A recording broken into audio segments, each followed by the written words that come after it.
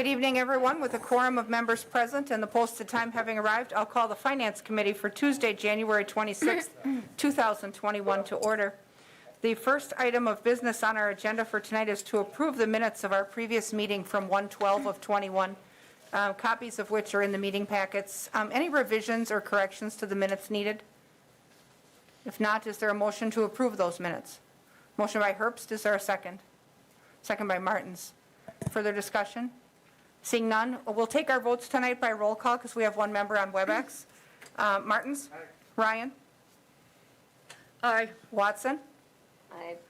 Herbst? Aye. I'll vote aye as well, and the minutes are approved.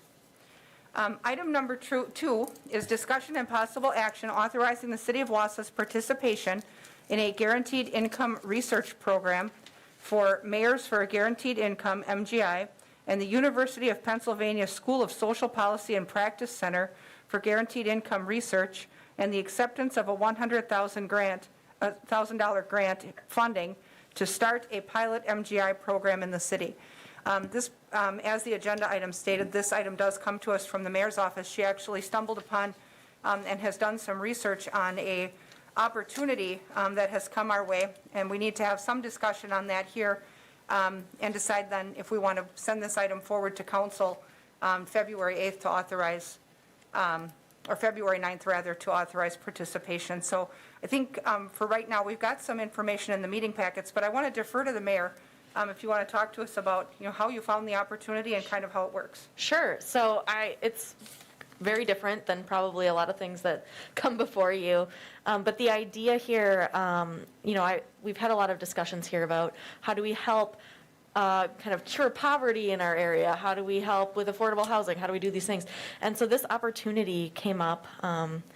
Madison is they've signed onto the program earlier last year, and I just happened to stumble upon it that way, and I got in contact with the organizers of this group, and we had a couple of really good conversations, and the idea is that it's for a guaranteed income, which is a little bit different than you've probably heard former presidential candidate Andrew Yang talk about a universal basic income. This is a little different. It's more strategic.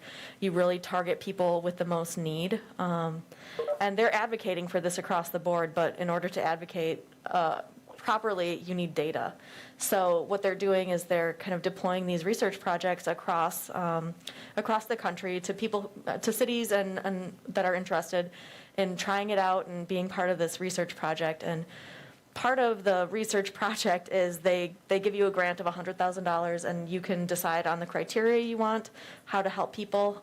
Some cities like Pittsburgh are really targeting specific demographics. Others are just kind of saying it's open to anybody who is making 130% of the poverty rate or whatever that is. So it's really on us to design a program if we want to be involved in this. Generally what this looks like is 18 people, maybe up to 150 people, depending on the funding. And you give them $500 a month for a year or a year and a half. And the researchers study what people are buying. They ask questions about, how has your life improved? How are you changing your habits? Some of the things that we see with folks that don't really have a lot of options are maybe they're using title loans. Maybe they can stop doing that because they have this boosted income. Maybe they're able to not work 3 jobs and be with their kids after school or something, so there are all kinds of different metrics that they'll measure. So I guess the reason I'm bringing this to you is it's such a cool opportunity to be a part of a body of science that I think it's probably worth our time to invest in coming up with a plan on how to deploy this. I've preliminarily talked to United Way and some other folks in the area who deal with poverty, and I was asking them, how do you feel about helping me come up with criteria? We would obviously need a little mini task force probably to come up with criteria and then decide what we wanted to do here as far as targeting. But they feel really confident. They think that United Way says that it meets a need. And of course, being part of this research is really an interesting thing. Wausau would be one of the smaller cities that would be involved. I don't know if there's anything specific you'd like me to address, but. I think specifically, let's talk about, I know we'd had some discussion prior to this coming on the agenda about the potential to maybe qualify some of the households that would participate as what are referred to as ALICE households. If you could talk about ALICE a little bit and that may address some misconceptions about the program. I've received a couple calls this week when this was on the agenda, and, one of the folks I talked to very vehemently sees this as a disincentive to work. And, I think ALICE participants or ALICE households really would dispel that myth. So if you could talk us through that. Sure, yeah, so ALICE households, we measure those through the United Way. It's asset limited, I want to make sure I get this right, asset limited, income constrained and employed. So that's kind of, I think, where you would be targeting this. It's not the people who are homeless and living under, the bridge.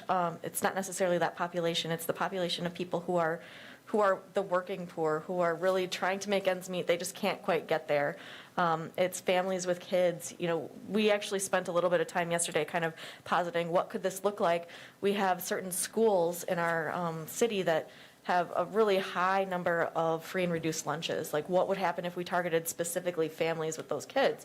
What could that do? Or what if we targeted people who are in the women's community, they just need that extra boost up, this would help them. So I think that's maybe one of those things that we can talk about, is that it's people who are working, sometimes more than one job, really just kind of trying to make ends meet here. That's my vision for it. Obviously, the council has policy ability to guide this, and you could say, I definitely want to target these ALICE households and not just any random person. So, and I think, with $100,000, it's a lot of money, but it's not an exorbitant amount for a project of this scope. So you might be talking about 18 people who are actually assisting here. And just a note on that, it's a grant from the Mayors for a Guaranteed Income. It's not city money, so we would have to accept that. That's why I kind of put together some language for you to look at of like what we're actually signing on to, but it's broad. And in the grant acceptance, there is no requirement for city or taxpayer-funded match. No, there's no requirement.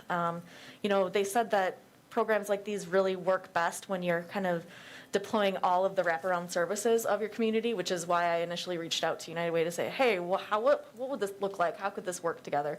You see other cities using CARES funding through their block grant. They've kind of put some CARES funding into it. St. Paul is one of those cities who signed on and used funding that way, but there's no requirement. And we'd be looking at a defined period. So 12 to 18 months, the end is the end. So Yep. I think it would be important, at least for,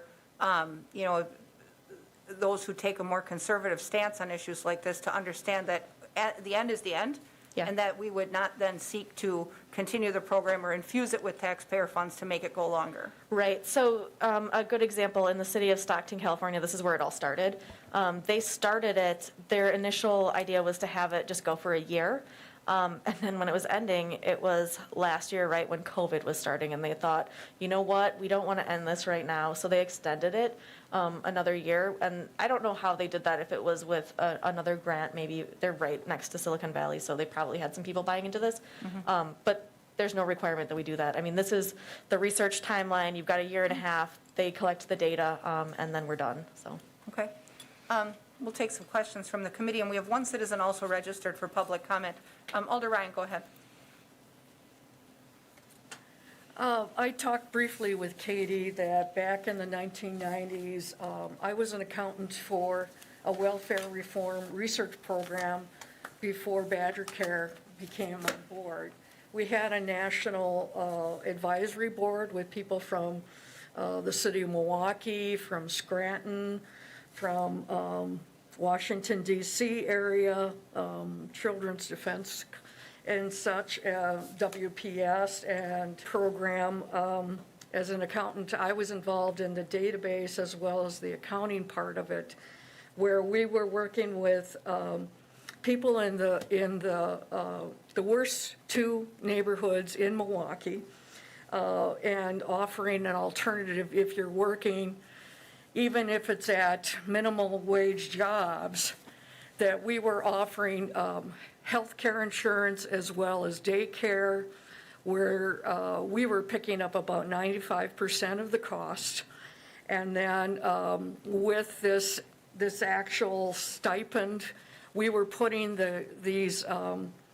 these members at 175% above the poverty level. We also encourage the earned income credit.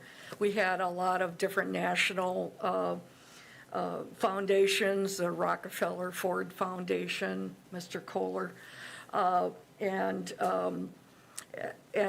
it ended up, a lot of this was I guess, the basis of looking at how Badger Care became and could not be as extensive. I gave Katie the final report that was done by MDRC. I do have some information about it as well, just to kind of a cover. And I talked to Julie Kirksick, who was the executive director. She's at Community Advocates now. But she had said, you know, for the city, you'll have to decide whether you just want to do a stipend overall for people not on income related. Back then in the 90s, we also had a certain minimum requirement of hours that you needed to do. And it just seemed from that minimum requirement, in my looking at the data, the Southeast Asian went 150% over the number of hours. And even for, if there was a spouse that could work part-time, maybe 20 hours a week, their spouse was working 40 hours a week. And it just seemed, the Southeast Asian just was amazing about the number of hours. But as part of that, it was also the insurance. We did look at couples that may be single without children. We did look at gay couples as a household, or extended families, and we also had some community service jobs as well as an option for people that hadn't been working to be able to working at certain not-for-profits and then getting that experience and hopefully finding other employment. So I do see a lot of parallel, and I had called Julie to ask if maybe that database, even though it may be out of date since the program ended in the late 90s, but it could be something maybe tailored and upgraded, that it was being used as a Microsoft database, and then using Fund Easy as the county system to go ahead and do that. And I just think there's a number of similarities, and you know, if there's more data that I can help find, so that it'll make it easier to start from scratch. But for myself, at the time, I was the third person hired out of the research project, so I was there at the very beginning, even before it really took off, type of thing.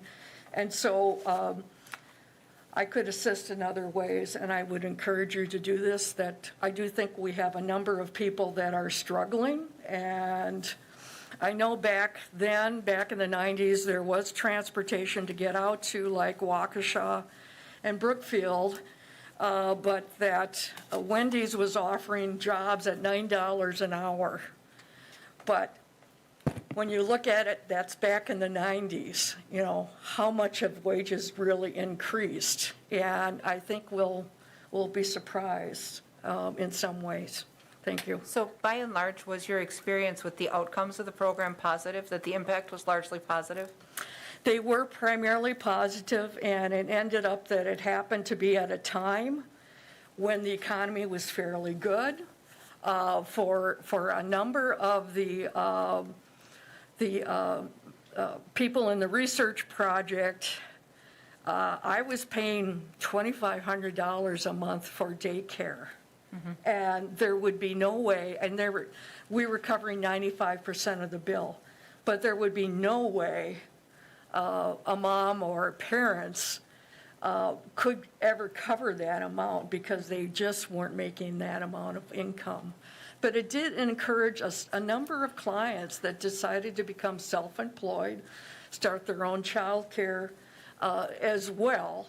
And I do think it was successful. And I do think we have a lot of research, and from how long the program was, and it was a research program where eventually this data was used to look at Badger Care. Sure. Now, Badger Care couldn't have gone as far as what we did, but it gives you a model, and that we did have that stipend, that Sure. for some families, it was up to $500 a month. The other point I wanted to make is that for a number of our clients, we did get a lot of return mail, because it seems like a number of them were transient, and so that you might have to deal with that issue. And then we did work closely with some of the banks in the area, because most people, they just went to a check cashing place to cash their check. So I think there's ways of trying to encourage how to get associated with bank and having a bank account and such. But when you look at some of the wages, I don't really know if there's been much change in the wages in the last 20 years. Thank you. Sure, thank you for that. Yeah, that's something that I think we'd have to look at. I mean, obviously, the program certainly deserves a look of the full council. I mean, I think that, as a committee, it certainly makes sense. We do have one citizen registered for public comment. William Harris, if you'd like to come up and, Alder Watson also has. okay, yep, and then we'll call on Alder Watson right after.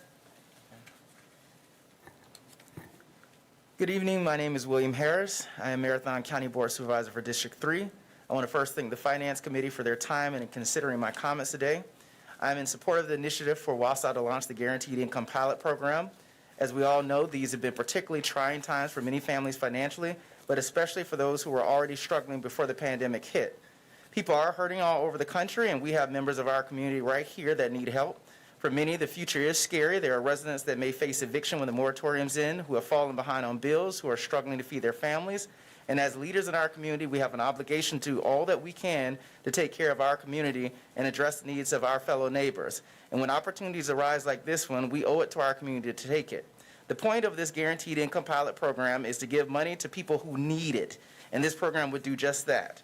It could really help and may prevent some of the most vulnerable and at-risk families in our community from falling into the poverty trap where debt begets more debt and homelessness follows and food insecurity and bad health outcomes, leading to a path of despair, decreased opportunities, and no real plausible way to escape. This money could help stabilize these families at a really difficult time and is straightforward financial assistance that minimizes bureaucracy and is not taxpayer funded for this program. This program could potentially lift community members out of poverty, help some get at least a foot in the door towards a down payment on a car that could provide transportation to a better job, or a down payment on a home for these families and their children, or a way to avoid falling into a mountain of debt after suffering a job loss, decreased hours, or sickness due to this pandemic. Lastly, it provides a verifiable means for a study to show the real and potentially lasting impact of providing direct relief to families who need it the most. And when you think about it, what is the downside?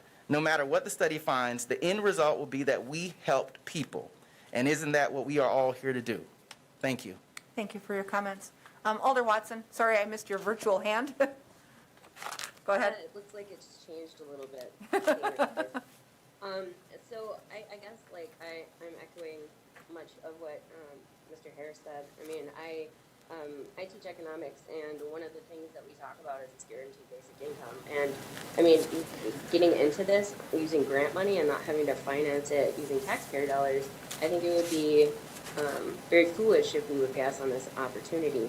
I mean, I know it's not going to be a permanent program, but I mean, being able to have even just if it was 15 to 18 families that could be touched by this for at least a year and a half, I mean, it would collect great data that could potentially show and maybe show some of the misnomers of guaranteed basic income, like people would quit their jobs or, that kind of thing. And I think this would show a lot of the benefits and maybe go to growing this program in the future. So I don't know if it's my place right now, but I would move to send this on to council. Okay. The time is right for that. So we have a motion from Alder Watson to approve the participation and send this item forward to the council. Is that a second, Alder Ryan? With a second from Alder Ryan. Additional comment or questions? Go ahead, Michael. All right, just two quick questions. The first one is, with this program, is the city administering it then, or you mentioned put together a task force. Would that be like an independent task force, or would this come through the CDA or something? Yeah, I think we have the opportunity to figure out what that looks like. Some cities do administer it. Stockton, they use debit cards. we do have the mechanism to do that. I've been talking a lot with Tammy Stratz about this and what this could look like through us. But, we also have really great partners like United Way, so I think we could come up with a plan that makes sense. Obviously, that plan would come to you first, just to make sure this is indeed how we want to implement, but yeah, I think we could either do it. Tammy said that she'd be able to figure out how to make it work. We didn't talk about the part about the research fellow. There's a $20,000 stipend for a research fellow. So we'd need to find that's the person that would follow up with these families kind of day to day or week to week, to make sure they're collecting all the data and all of that. But that's also part of it. So they'd be big and helpful in it. Okay, sure. And we had even talked about maybe the potential for either maybe engaging someone from UWSP Wausau Yeah. in that process, or with, maybe perhaps through one of our United Way funded agencies may have the infrastructure for that already as well. So Total- to I've build had- the relationship and get that feedback happening where people are not, afraid to talk to that person and trust them with that data. Yeah, I've So- had a ton of organizations reaching out already, asking how they can help and how they can be a part of this, because they see it as transformational for families Okay. that be involved. Additional questions? Alder Watson has her hand up again. Okay, Alder Watson, go ahead.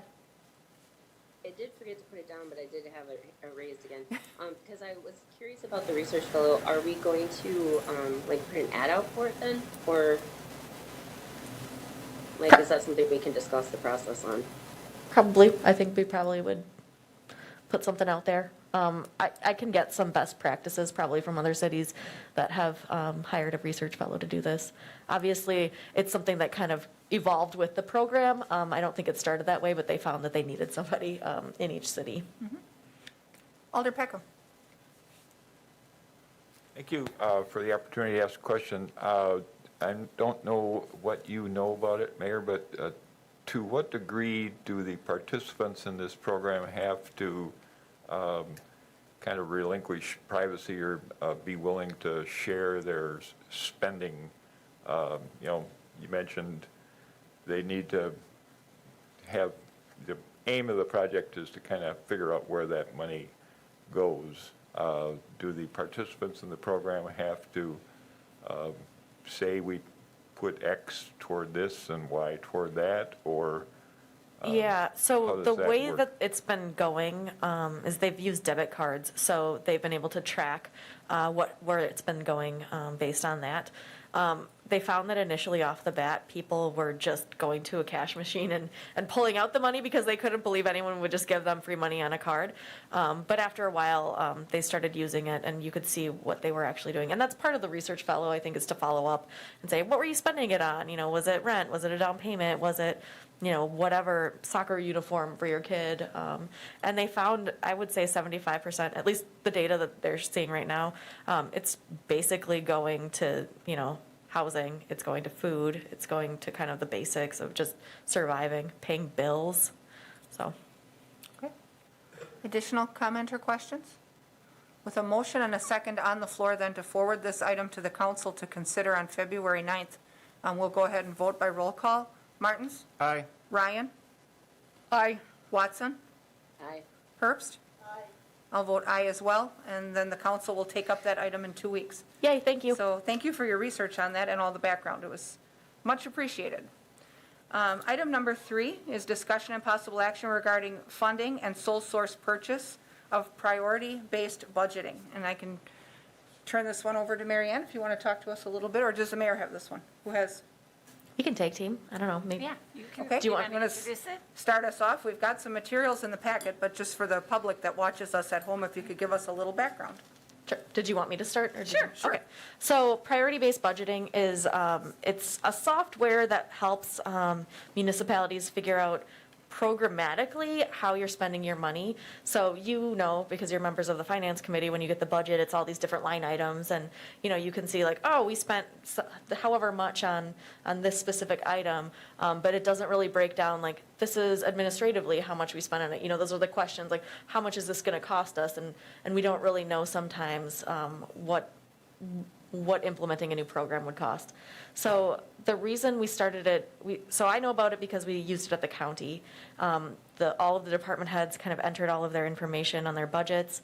And not only did they put their information in about where the money was going, how much programs were costing, they also ranked them based on specific criteria and how they were performing. So you had an opportunity to go back and check out, like, oh, so we have the statutorily required program, we get all this money from the federal government, but it's ranking in the 4th quartile. What is going on here? So obviously, like, you can shore it up and make it a little bit more efficient, even if it's not your, it's starting point of your money, make it more efficient. Or you can try and dive in and figure out, why is this not performing so well or up to our expectations? So we used it committee by committee to look at each of those different programs. So you probably, if you've paid any attention to the county, there's a lot of talk about Start Right program, and we spend $1 million on this. What does it do? It ranks in this quartile, this and that. So it's a basis for deciding how you want to continue funding programming and seeing if they're effective, or seeing if you should tweak it and make it better. We were talking to the folks who put this program together, and they talked about different cities who were looking at their police programming. They had some people who were gung-ho, like, we're going to defund the police, this and that, and they pulled up all the programs on priority-based budgeting, and they were saying, oh, wow, look, if we pulled this out, we wouldn't be able to address homelessness, we wouldn't be able to address mental health, we'd have to take away a mental health counselor from the CART team, or whatever it was. So it kind of opens your eyes to how that money is spent, and just not... It kind of dives in, but to program level, not just like line item level. And I know, like, I'm super interested in it from a data visualization standpoint.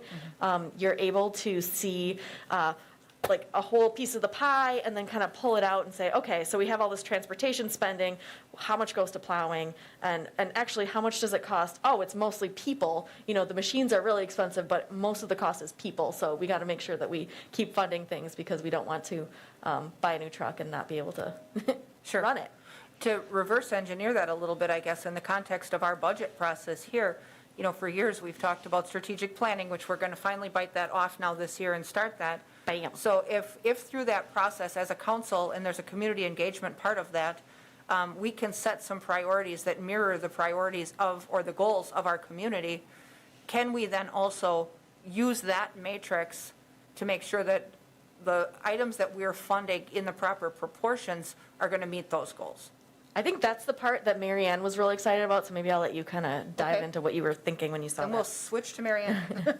Well, I think you're right. It's, we see each year that we struggle to balance the budget. We struggle to meet all of the needs that the departments have, the needs and the wants. And I think it's difficult sometimes to look at those from a competitive basis. And I think that this would help us prioritize that spending, and as the mayor said, would give us some tools to try to engage our citizens. When we go through the budget process, we have many budget sessions, we have a public hearing, but we really don't see much engagement as it pertains to our citizens. And so, with some of the engagement tools that they have as part of this software, I think that is another big benefit.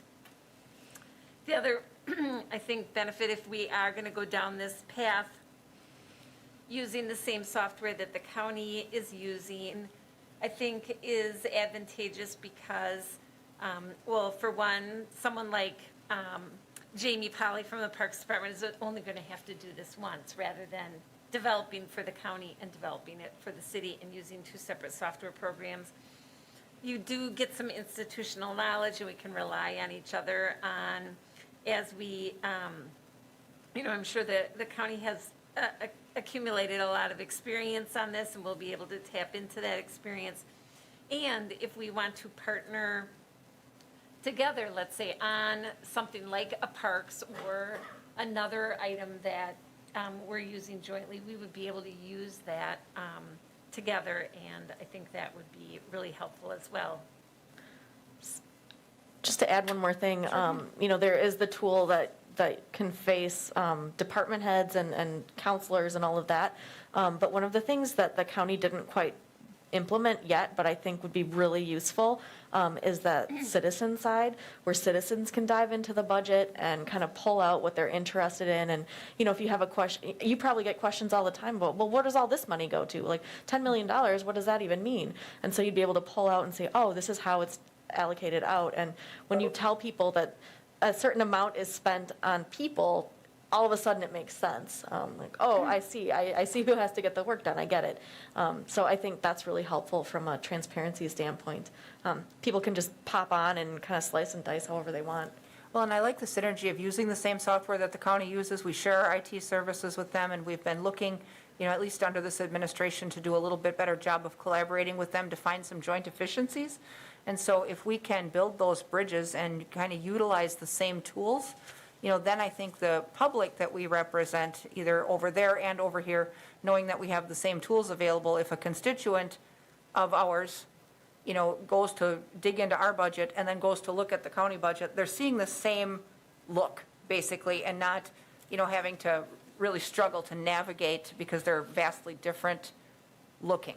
And not to dive too far down the rabbit hole, but like I'm imagining a world where, we're talking about regional tourism, for instance, and we can see how is Wausau meeting the regional goals of this program? How is Marathon County adding to it? How do we hold each other accountable without having to attend every single meeting? Like you can look at some of this stuff and see how we're meeting our regional goals. I think that's going to be really cool. Well, committee members, any questions for Mary Ann or the mayor? Go ahead, Deb. I guess I would like to learn more about it, and is there some way I could work with the county administrators so to check it out further? Yeah, I could get you in contact. I think they have a new deputy county administrator they might direct you to, but I can send you I'll email and copy you in if you want. Okay. I guess in just looking at the memo, and I guess I want to relate the same issues to the other ones that, and CISM, we plan on looking at what the carry forward is. I don't know if that will be available, Mary Ann, in another month or two, but I guess I just feel like this request, as well as some other requests, in my opinion, I think we should just hold off and look at them all as, instead of just kind of reactive, and so that we can look at what the overall surplus is, if it's $700,000 to maybe $1 million from last year, and then as a council go ahead and rank. Doesn't mean necessarily these items might not be passed, but if we really want to go ahead as a council and look at it and make a decision as a council, my votes for tonight will be no, not at this time, until we look at them as overall as a council, once we have the year-end surplus determined. Thank you. The question I would have, because anytime we go to buy software, we know that that is not a fast process, and if we want to have this purchased and on deck for our 2022 budget process, which kicks off in July, if we were to wait until spring to take this with any surplus or carryover requests, are we putting ourselves behind the 8 ball to get it up and running in time? Because it just doesn't seem to me that this is something that you can buy, install, and train on in like a month. I guess I don't have a ton of experience here, but I do know that we have a couple of big software things coming up, so that It's it would taken us probably like 5 years to buy assessment software, so I Right. know that's a bad example, but Yeah, but I mean, it would kind of compress some of the other things. I know Mary Ann's got some big software changes coming up that she's kind of working on too, so do you have thoughts on the timing, Mary Ann? Well, I think, we'll do our best based on the timing. Certainly more time is better than less time. And I think that's where we were headed, is if you do want to get this implemented so that once the strategic plan is done, we would be all set to go. I think implementing it sooner versus later is the tactic that you want to use. I certainly have no problem in waiting either. And if, we can even wait an entire year if you wanted to and incorporate it into the next year's budget. I think it really is how council, because this really is a tool for council. It's not a tool for me necessarily, because it's in the prioritization of the budget, so it's how urgent you feel that you need this tool to help you roll out your strategic plan that you're going to be developing. So, you know, it's, it really is for citizens and for council to make decisions on, I guess I on the grapple a little bit corporate with the delay priorities. for too long because we have been kicking around the idea of strategic planning and better budgeting, more priorities-based budgeting. We've been talking about that in this chamber at least since 2012. And, you know, we did start a process at one point to head down that direction, but we didn't complete that process because it was really a disjointed and cumbersome process. So, you know, if this will help us budget better and create a budget product in our 2022 budget that would better reflect the priorities of our residents, I think they would appreciate that as well, because I think for years, we've had kind of a top-down budget strategy that where residents felt like they weren't any part of that and that their priorities were second. So if we could afford this now, this is one thing I could see now just because of the length of time it's going to take to get going. Ma'am? Yeah, I guess I would also just add, you're still going to have so much fun grappling with the budget, but this gives you a basis for asking better questions. Right, So it's always fun. It's going to be tough It's still. never not fun. So, Deb, did you have another comment, or is your light just on? You're good? Okay. Michael, go ahead. Yeah, I guess I'm just trying to wrap my head around the timing of the whole thing, because I can see how this would be of great benefit after we're done with the strategic planning process. Would a package like this help in the strategic plan itself? So to have it up and running in concert with our strategic, you know, as we're setting forth in our strategic plan, is that something that we want to do, or is it better to plan first and then bring this on board to help Guess do? I would defer to the mayor because she's done both processes at the county, and we've not had either one here yet. So I how think did you could do either. I mean, this will kind of illuminate what your priorities are unstrategically, right? Like the way, and, you know, departments have been strategic. That's not that we, you know, we have a comprehensive plan and all of that, but this, I think you could do it either way. But I do think this will help guide that discussion. Like, wow, I had no idea we spent this much on this kind of a program. Maybe we could figure out how to push these together or whatever that is. Yeah, I guess my question is, I'm wondering, you know, we go through, you know, we start dumping data into this, and then we go through the strategic plan, and then, you know, then we come up with different realizations and have to redo what we've done in here to maybe shift our priorities, but maybe that whole process is easy. I don't know, you know, it's to change priorities once the data's in the system. Well, in this system, once we have it, is probably perpetual and fluid, right? So Yes. as priorities change and as needs change, I would think that you would continuously be updating it and that you would be either adding to or taking away from or resetting it with each budget year. Yeah, so one of the things, I talked a little bit about the quartiles. There are 4 different quartiles that programs get ranked in, you know, depending on these different criteria. So probably what we'd see is the criteria changing, how we're judging the programs when we talk about strategic planning, because we'll be thinking about the outcomes that we want. And right now, maybe we don't have the best grasp on it, like, oh, we're just trying to make it work, or whatever it is. So I think that's what would change, but I think the data from the budget standpoint and the programs would still be in there. So the raw data wouldn't be affected. We could change Yeah. our, you know, we could, you know, if our perceptions are different, we could easily Right. pivot on those. Okay. Okay. And then I'm assuming since the county uses it, it's integrated with the financials package that the city, because the city and the county are in the same financial system, Financial. correct? Yeah. yes. Okay. Do we have a motion on the item? I'll make that motion. Motion to approve the item for purchase now. Is there a second? Second by Herbst. Further discussion or questions? We'll go ahead and vote. Watson?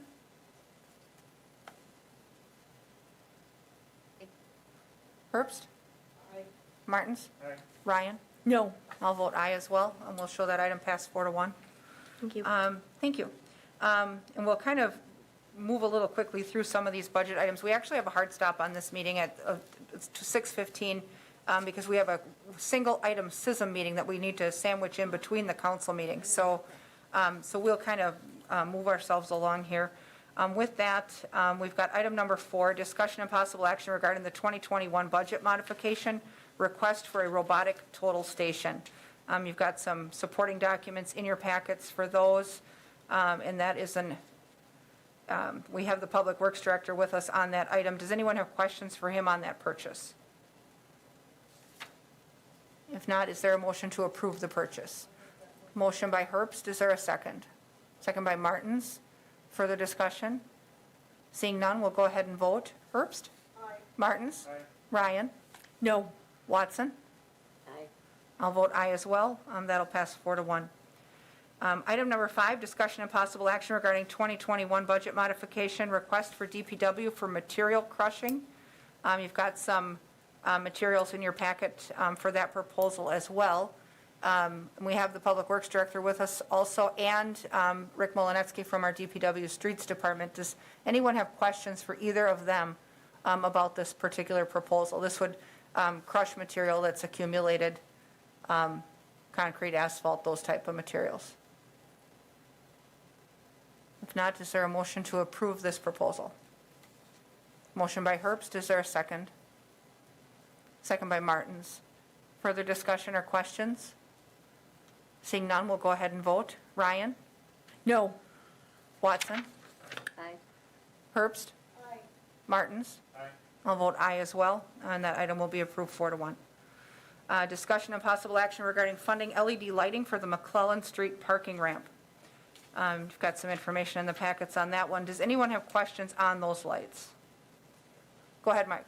Okay, I guess my question is, I know I see that the payback on this is expected to be 12 to 14 months, but my question is why we're considering replacing the lights when the McClellan Street ramp has got a timeline for replacement? Sure. Let's bring Eric up and talk to him about the lifespan that's left on the ramp.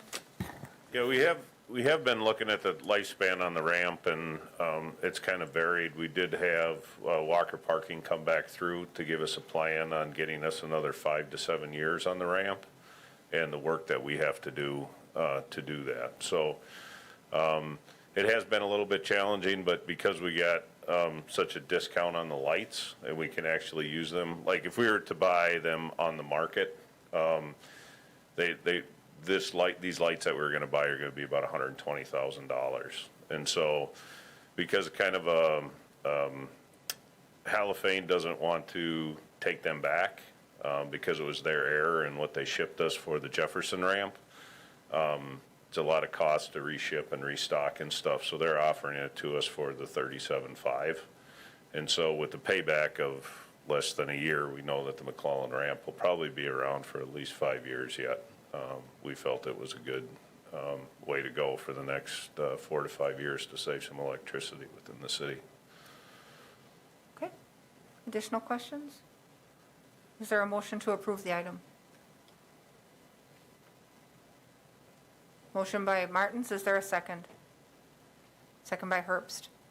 Further discussion? We'll go ahead and vote. Ryan? No. Watson? Herbst? Aye. Martins? Aye. I'll vote aye as well. That item will pass 4-1. Item number 7 is discussion and possible action regarding a 2020 budget modification for storm sewer emergency repair. You've got some materials in your packet from engineering. You recall that we had a large, very large storm sewer failure along North 3rd Avenue just a month or so ago, and there's some pretty stout bills associated with that. Obviously, you never know when that's going to happen, but they've allocated some fund transfers here to cover that. Does anyone have questions for Eric on that item at all? If not, is there a motion to approve the item? I'm going to make a quick comment and then a motion. Sure, go ahead, I think Michael. I think it's advantageous that we've had a light winter so far, so we can make the transfers and snow removal and salt in order to make this emergency repair, so I'll make that motion. Okay, we've got a motion from Martins. Is there a second? Second from Herbst. Is there any other discussion or questions? Seeing none, we'll go ahead and vote. Watson? Watson votes aye. Herbst? Aye. Martins? Aye. Ryan? Aye. I'll vote aye as well. That passes unanimously. Item number 8 is discussion and possible action regarding the Motor Pool Fund 2020 financial preview. Mary Ann's got a little PowerPoint to show you. And do you need more than 15 minutes? Okay. And we will hold action on item number 9. It's a report that we place on file anyway, so we'll talk about that at our next meeting, that November 2020 report. And, but we'll let Mary Ann run through this report quick. Sure. So the city has a motor pool fund, and its purpose really is to pay for the replacement as well as the maintenance of our fleet. We charge the departments rent or usage fees, and then with those rent or usage proceeds, we fund the maintenance and the replacement of the fleet. We also, as part of that, try to manage the capital purchases so that we can maintain somewhat stable reserves. In 2009, the police department joined the motor pool fund and started to be funded out of there. And most recently, in 2015, the fire department was added. As we have been looking out into the future, there's been some pinch points going on.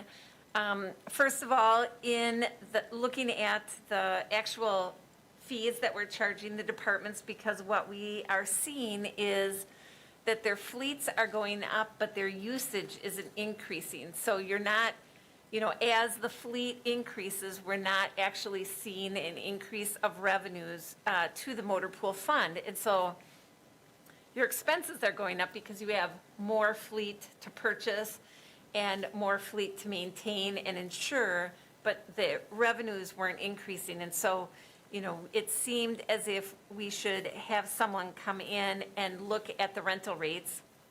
We also are seeing some pinch points as far as the maintenance program is concerned, because as more fleet is maintained and as we've had more departments come on board, the motor pool has been having troubles meeting all of those needs. There are a number of vendors out there that specialize in motor pool studies, and so we came to the Finance Committee and got approval to hire someone. We did a competitive RFP. We had a group of raters, stakeholders, the police chief, the fire chief, our lead motor pool person, director of public works. Lisa was as well as the mayor, and we selected a vendor, and they've been working on the program. So in addition to the rental rates, we wanted them to look at the lease program to see if that was indeed saving the city money, to look at the maintenance program, to see if some components of the maintenance program should either be additional ones brought in the house, or maybe some of them should be outsourced, to look at our staffing levels, to look at the facility needs and the right size of the fleet, and also to help us with our replacement policy. Because, when you're looking at replacement, our goal is to use the funds that we have as effectively as possible. And so you have an ownership cost and a maintenance cost. So people who swear by leasing vehicles and they, switch over their vehicles every 3 years, they're paying high ownership costs but low maintenance costs, because if you only allow your car to get 3 years old, you likely have very little maintenance. And that replacement policy and using a professional to help us with developing that supposedly should help us use our fleet and use our fleet dollars as effectively as possible. And I believe they're actually coming this week as part of that study. So when we look at the operating expenses that we have, you can see, and you should have a copy in your packet too, but this the bottom line actually is our staffing levels, and you can see staffing has remained relatively stable, but you can see our other areas of expenses have been going up. I know I put 2020 in there, and it's hard because this has been an unusual year with COVID, that we've, actually seen a lot of decrease in usage of the fleet, and that's resulted in some decreasing costs. But you can see that this does help tell the story of, as our fleet has increased, all of our other costs have increased, but we really have not attended to the individuals who are maintaining the fleet. When we look at our revenues, one of the big impacts of revenue is snow, because the more snow we're removing, the more snow we're pushing, the higher the revenues are in the motor pool fund, because it's based on a usage fee. And so you can see that a couple of things. If you look, the fire department, we've been trying to increase our revenues with the fire department because we know how expensive their apparatus is. And we have increased the rates, but we just aren't seeing the revenues increase at year end. And the police department, again, relatively stable, but when you look at the other department rents, which is mainly DPW, you can see the impact that a heavy winter year has. And so those are really good for the motor pool, even though they may not be good for the general fund. And I would add, too, that almost all the revenues that the motor pool receives are levy dollars, or funded through mainly levy, because if, the fire department, while they get EMS revenues, they're also heavily supported by the levy. PD obviously is DPW activities heavily supported by the levy. Other users would be your airport, parking, and again, they're all receiving levy dollars. So our 2020 purchases, we spent about $500,000 on squads. We spent about $224,000 on an ambulance, fire plow truck 53, a snow loader at the airport of 143, and about $1 million in DPW replacements. When we look at, again, the revenues come in, and we have expenses, fuel, maintenance staff, and then the amount that we earn over those expenses then is used to fund capital projects, or the replacement of the fleet. And you can see that we've had a number of years where we've been adding to the reserves for fleet replacement. Again, years where we experienced heavier winters. 2020, based on the declining revenues in the motor pool, as well as our large outlay of capital, you can see that we actually have decreased that reserve of about $800,000. So here's a long history of our reserves in the motor pool fund. You can see back in 2008 and 2009, we actually had a deficit in the fund. Again, just showing a depiction of how we have seen our reserves grow. Again, 2020, we'll see a decline in the reserves, and based on the demands for 2021, we'll see that reserve decline even further. Another way to look at that 2021 projection, so at the end of 2019, we had about $2.1 million in that reserve. We're expecting that to show a decline for our 2020 activity of about $800,000. When we look at what we generally make in operations, the average is somewhere between 1.3 and 1.4 a year. So if we assume a 1.3% or a $1.3 million increase in 2021, the reserve then is about 2.6. Right now, they've committed to purchases, meaning they're already ordered $2.2 million And then we have about 92,000 of uncommitted. So you can see our drop in reserves is going to be significant. It will be down to about $350,000. The 2021 capital purchases include 2 fire trucks of $1.2 million, outfitting the police vehicles that were purchased, the last set that were purchased in 2020, as well as DPW trucks and things like that. So and as I said, the majority of these have already, purchase orders have already been issued. When we look going out further, we have other big apparatus needs. 2022 in the budget is $1 million for a new aerial truck.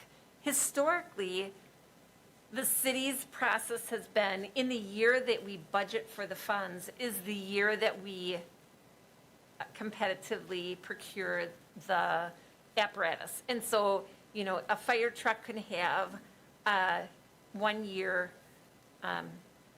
construction time. So if we would, the fire truck would be, or the aerial would be budgeted in 2022, that means it most likely would not come in until 2023, and that's when the cash outlay would occur. And so you have a longer period of time to develop and increase your reserves to fund that. I think our maintenance manager is indicating that based on the condition of the aerial truck, he would advocate for ordering it in 2021, and then the item would come in 2022. That is going to create some negative impacts to the reserve. You can see that based on the purchases, the future purchases and the future needs, you can see that our reserves are actually going to become in a deficit very shortly. As I pointed out earlier in the presentation, we added the fire department in 2015, so relatively new.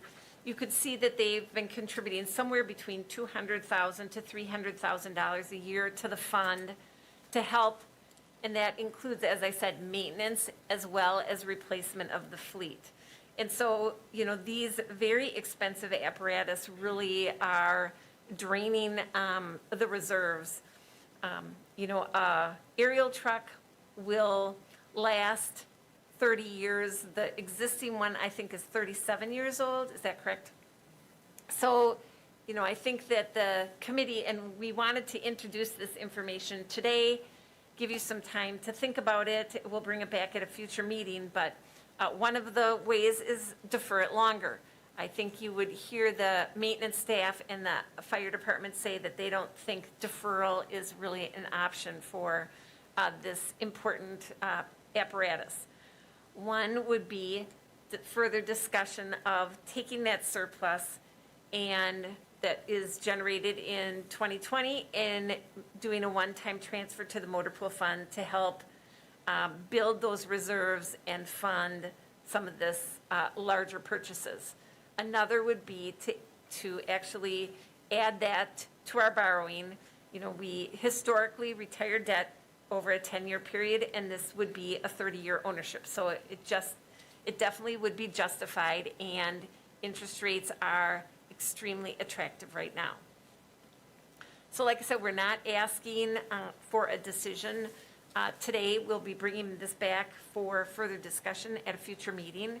But I think also it will be very helpful to have the results of the study, because it's going to, again, talk about some of these issues of, you know, if you hold on to an asset longer because you think, I don't want to borrow for it, your maintenance costs are probably going to exceed what our interest costs would be on the issue, because we can borrow so effectively. So, you know, if we would try to, let's say, hold on to the aerial for another 3 years while we built up reserves, we would probably experience so much maintenance costs on it that it would probably be more cost-effective to the taxpayers to actually borrow the money and get a new fleet versus trying to drive around something that is in the shop and creating a lot of maintenance.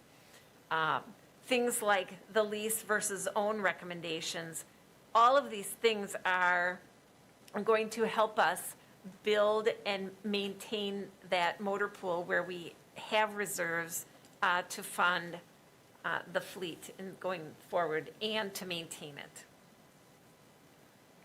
Oh my gosh. Okay. I think that was pretty much it. Sorry.